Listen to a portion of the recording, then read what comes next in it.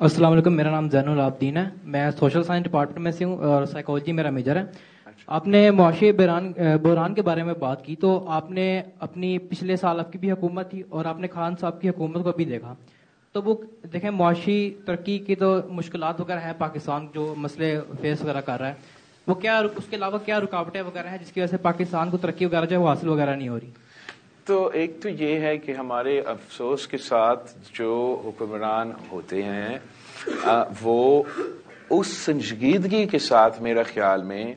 जिस क्राइसिस से हमारा मुल्क आज से नहीं कुछ सालों से गुजर रहा है, उस संजीदगी से ये क्राइसिस को नहीं समझना, I don't think it's an issue of ना समझ रहे हैं, मगर इसको नॉन सीरियसली टैकल किया जा रहा है। और अगर ऑनेस्टली अगर हम कोई और मुल्क होता, चाहे वो खान साहब का दौर हो या पिछली हुकूमत के दौर हो या उससे पहले,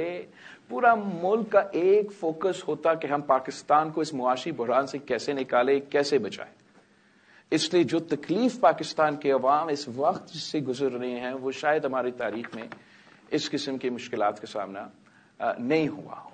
और जो खतरे हमारा ओवरऑल मुल्क की रियासत की मईशत का है इंटरनेशनल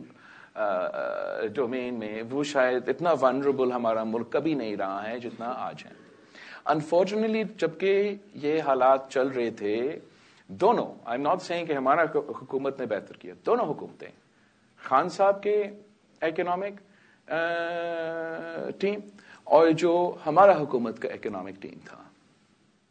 दोनों ने मुल्क की मीशत के साथ सियासत खेला।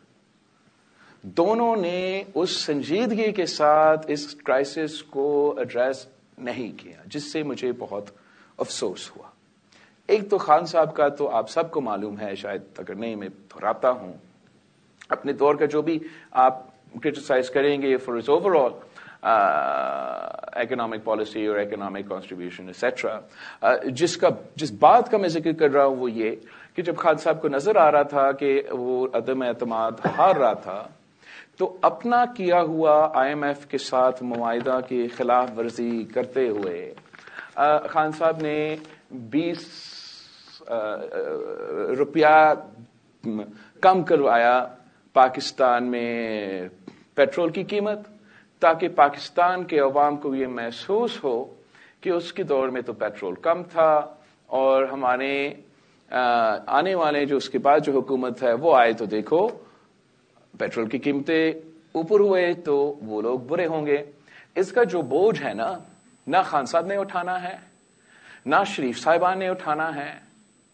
ये जो कॉस्ट हमारा मईशत को हुआ कर्ज की सूरत में, जिस तरीके से हम डैमेज हुए,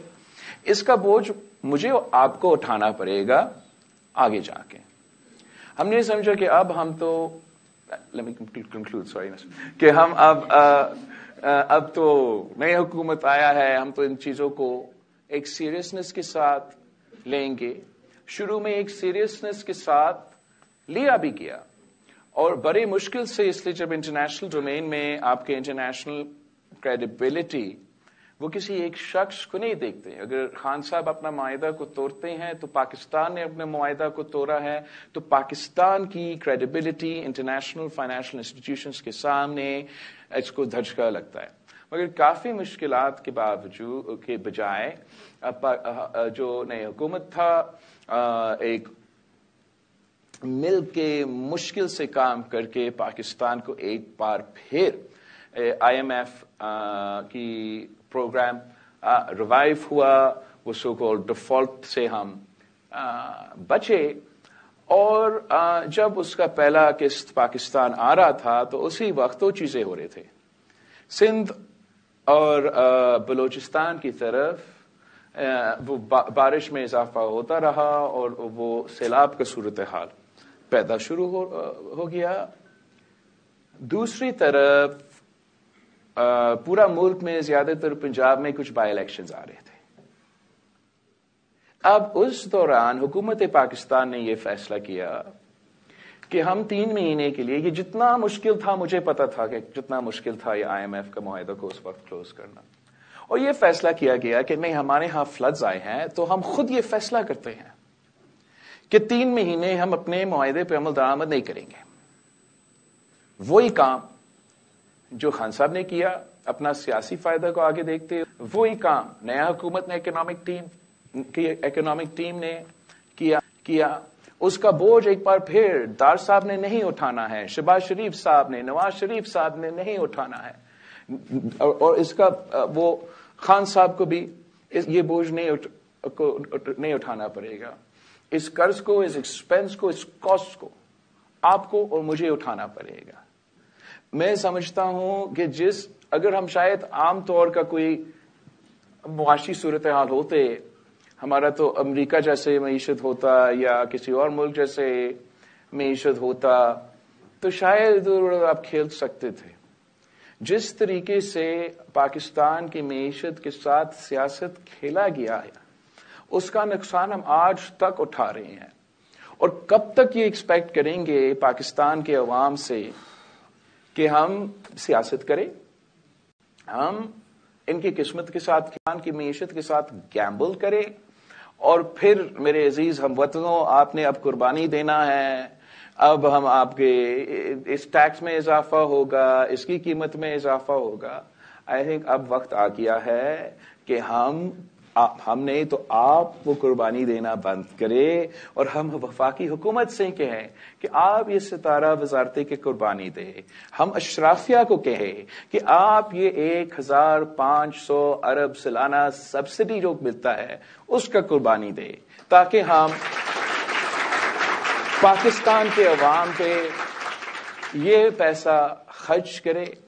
یہ آئی ایم ایف کا کہتے ہیں, آج کل آئی ایم ایف نے کہا پاکستان کو کہ آپ بینظیر انکم سپورٹ پروگرام میں بھی اضافہ کریں اور آپ مزید اس قسم کے ویلفیئر کے منصوبے لے کر آئے. جب میں اپنا یہ معاہدہ انٹروڈیوس کیا تھا جس ٹیلی ویژن چینل پہ میں کیا, سوال یہ کہتے تھے کہ آپ یہ کیسے کریں گے آئی ایم ایف. سچ یہ ہے کہ آپ کا ایک حکومت ایسا ہو جس کا نیت صحیح ہو, جس کا پالیسی صحیح ہو, تو اسی آئی ایم ایف کے ساتھ وہ معاہدہ کر سکتے ہیں جہاں ہم پسماندہ طبقات کا خیال بھی رکھے اور پاکستان کی معیشت کو ایک نئے سمت میں لے کے جائے.